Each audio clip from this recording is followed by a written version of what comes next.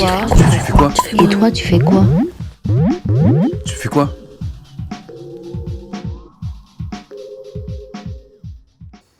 Bonjour à tous et bienvenue sur un nouvel épisode de TFK. Aujourd'hui, nous accueillons Giovanni Scott. Bonjour Giovanni. Bonjour Gary. Giovanni, tu fais quoi? Donc je suis directeur artistique et vidéaste. Donc j'interviens sur tout l'aspect visuel et artistique d'un projet audiovisuel. Et je suis également entrepreneur en immobilier. Ok. Ton aventure donc dans l'entrepreneuriat démarre quand exactement? Donc ça démarre de mon plus jeune âge où j'ai baigné un peu dans le domaine de l'immobilier par rapport à mon père qui a sa propre boîte. Et par la suite, voilà, par la fibre, je dirais, paternelle, est restée en moi et j'ai voulu également créer Ton propre business. voilà, un propre business. Voilà. Donc tu es dans la direction artistique. Exactement. Tu fais quoi exactement? Donc c'est moi qui vais intervenir sur tout l'aspect visuel, design et artistique d'un projet audiovisuel. Donc voilà, tout ce qui sera l'image, le style graphique, tout ce qui incombe à l'image d'un projet. Ok. C'est quoi ton processus de création? Donc mon processus de création, ça émane de mon passé, mon vécu, mes aspirations, la musique, la mode, le style. Voilà, un ensemble d'éléments de la culture qui me permet d'avoir des idées plus ou moins larges et ciblées pour créer quelque chose de défini. Tu as parlé d'inspiration. Quelles sont les tiennes? Je parlais de Dexter Levy, pour moi qui est une référence en termes de réalisateur. During the packing phase, I'm sort of forecasting the future, trying to see settings that I'll be in, and that usually is what. Et Valentin Petit aussi, que j'apprécie beaucoup son travail, qui est un français réalisateur et Too slowly, so fuck a fantasy. It's your motherfucking moment.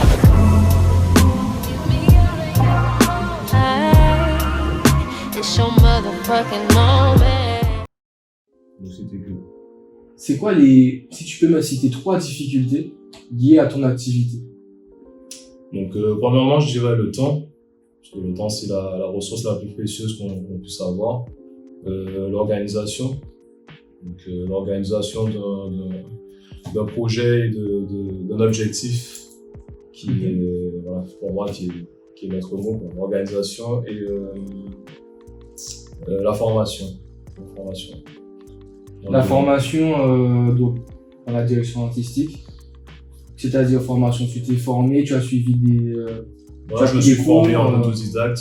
Ok. Je me suis formé en autodidacte. Je n'ai pas forcément suivi d'école particulière de design ou de direction artistique. J'ai appris en regardant des vidéos, en m'imprégnant en fait, du travail de personnes qui m'inspirent. Voilà quoi, sur Internet quoi, parce que Internet est tellement vaste, on peut largement apprendre et créer des compétences intéressantes sur un sujet. Donc beaucoup de patience. Voilà, beaucoup de patience. Une certaine discipline aussi. Et voilà, autodiscipline aussi. Voilà, aucun auto-entrepreneur peut réussir sans discipline parce qu'on n'a personne sur le dos pour forcément nous cadrer. Voilà, on se cadre nous-mêmes. Donc voilà, autodiscipline. C'est pour ça que tu parles aussi de difficulté de temps. Exactement. Pour le moment, tu as une spécialité, c'est le storytelling. Depuis que je m'intéresse beaucoup au storytelling, qui est pour moi une véhiculation d'un message particulier. Ça peut être des thèmes que les gens n'abordent pas forcément, ou je veux dire par exemple la tristesse. Donc on peut, avec le storytelling, faire ressortir en fait l'émotion de tristesse via l'image, un cadrage, via du sound design et la lumière sur le sujet. Voilà, un peu tout ça, un ensemble d'éléments en fait qui vont me permettre de transmettre un message plus ou moins fort. Ok. À quel moment tu te découvres du coup cette passion pour le storytelling? Ça a démarré, je sais pas, je vais prendre un exemple. La semaine dernière, par exemple, j'allais faire mes courses et j'ai rencontré un jeune comme moi qui avait le visage brûlé, vraiment la partie brûlé. Tout le visage. Tout le visage brûlé. je le voyais un peu se cachant un peu sous sa capuche et j'ai voulu l'interpeller et puis discuter avec lui pour un peu savoir un peu plus de lui et voilà, lui demander si ça l'intéressait de parler de son voilà, histoire, de son histoire et expliquer un peu sa mentalité par rapport à la société de maintenant, par rapport à peut-être son handicap également. Voilà, donc c'est une forme de storytelling. Il y a voilà, ce genre de personnes ont des choses également à dire, ils ont des messages forts. Donc voilà, c'est pour ça que je pense que c'est d'où ma fière de storytelling. En fait, c'est mettre quelque part en avant l'univers et la personnalité aussi de la personne qui est en face de toi. Exactement. On est tous différents, on a tous des spécificités différentes, on a tous des aspirations différentes, mais on reste quelqu'un d'authentique. Donc voilà, on a tous envie à bout d'un moment dans la vie d'exister. Et ça permet également d'exister. Il y a certaines personnes qui n'existent pas forcément à la vie. Moins que d'autres. Voilà, donc au travers l'initiative du storytelling. Ok. Donc l'audiovisuel c'est quand même vaste. Il y a les clips, le storytelling qui est vraiment autre chose. C'est quoi les difficultés donc pour toi pour te faire une place dans ce milieu? Je dirais faire la différence avec des gens qui bossent déjà dans le domaine. Faire la différence par son style graphique, par la manière dont on va amener le message, par sa perspective, la manière dont je vais cadrer, la manière dont je vais amener le son, voilà, ce genre de choses. Donc, moi, je dirais faire la différence sur le marché. Voilà. Ok. Qu'est-ce qui fait ton originalité? Je pense que c'est ça, mon style graphique, la perspective que je vais amener à un sujet, à un thème, mes couleurs, mon design, voilà, tout ce que je vais regrouper pour créer mon identité graphique. Tu as un côté aussi un peu décalé ou déstructuré. Voilà, je vais parler de déstructuration parce que pour moi, une chose n'est pas simplement une chose, elle peut être transformée, elle peut être modifiée. Donc voilà, rien n'est précis un peu. On voit que tu fais beaucoup de découpage, vous pouvez le voir sur sa page Instagram. Où tu as une façon de coller les éléments. Exactement, du collage qui est de reprendre plusieurs éléments de différents supports, ça peut être différentes images, ça peut être n'importe quoi, pour créer en fait une seule et même pièce, mais qui a émané de différents éléments que j'ai pris à gauche, à droite, voilà, des choses qui m'ont inspiré. Tu peux nous citer 3 artistes avec lesquels tu bosses assez régulièrement?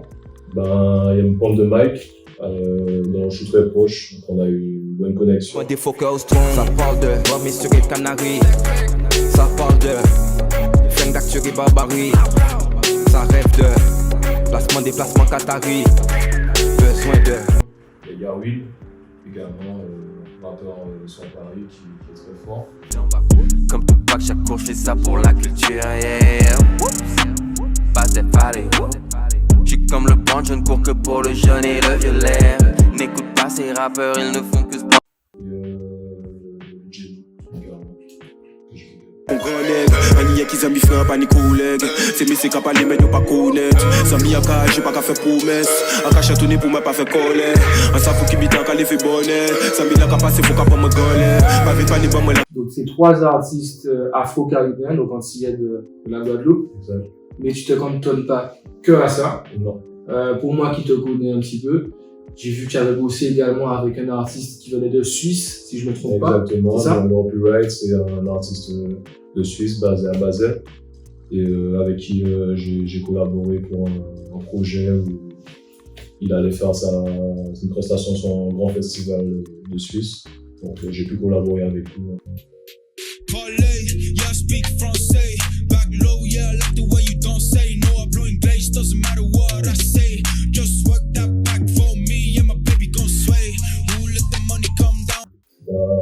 J'ai des connexions un peu partout.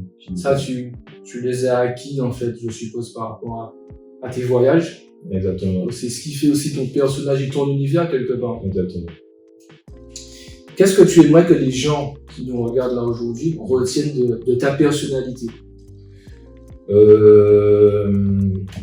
Je pense authentique, créatif et voilà, bon vivant. Voilà, je pense que c'est ça. On ira même plus loin. Moi, il y a une phrase que tu m'as dit en off qui m'a marqué, où tu parlais que chaque personne, en fait, a une histoire. C'est vrai, j'ai tendance à dire, oui, garder en tête que chaque homme a sa propre histoire. Et un homme n'est rien sans son histoire, en fait. On a tous une histoire.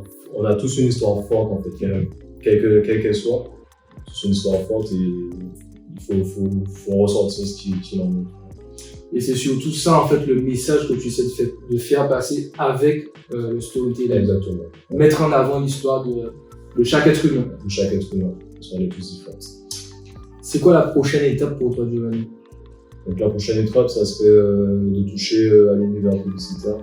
Ok. Vraiment, j'ai vraiment des idées vraiment dans la conception de la publicité pour certaines entreprises. Et plus de storytelling aussi autour des gens autour de moi, des gens que je connais, que je côtoie déjà et qui ont des histoires fortes. Donc voilà, déjà commencé avec mon entourage. Okay.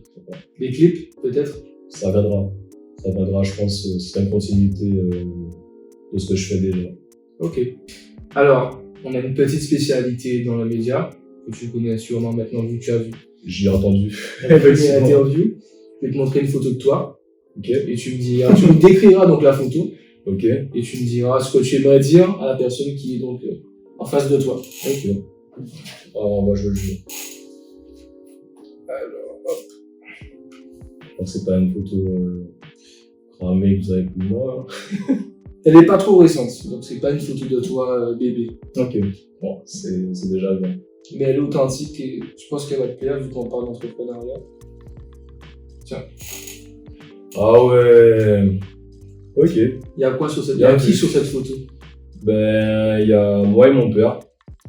Bah, lors d'un de nos voyages, hein, on s'est dit qu'on se faisait une petite photo entre père et fils. En mode professionnel. Professionnel, puis c'était pour un gala, donc voilà, on s'est habillé pour l'occasion. Donc ouais, c'est une photo authentique. Effectivement, c'est le fils de son père qui suit ses traces un peu. Ça a été une source d'inspiration pour toi? Ah, c'est ma première source d'inspiration, je ne peux pas le nier. C'est de lui que j'ai tout appris aussi. De rester persévérant dans ce que je fais, dans ce que j'entreprends et voilà, grand homme, self-made. C'est ce qui t'a donné aussi envie de faire un truc qui soit propre. Exactement. À toi. Exactement. Pas forcément de le suivre dans son parcours, dans sa branche professionnelle, bien que je l'ai fait également, mais créer également mes idées, amener mes idées sur notre format, sur notre plan, notre point de vue, qui reste toujours de l'entrepreneuriat et de la création. Ok. Où est-ce qu'on peut te retrouver hormis sur Instagram? Sur mon site internet, il y a mon portfolio où je partage mes réalisations, donc giovanniscott.com, et Instagram, Scott & Summer, et puis sur mon magazine en ligne, What Magazine. Ok. Merci beaucoup Giovanni d'être venu donc, sur notre média. Merci à vous. Merci à vous également qui nous regardez. N'hésitez pas à nous suivre sur toutes les plateformes, sur Instagram, tu fais quoi? TUFEKWA. Également sur YouTube où vous allez retrouver chacune de nos interviews. Commentez, partagez, likez.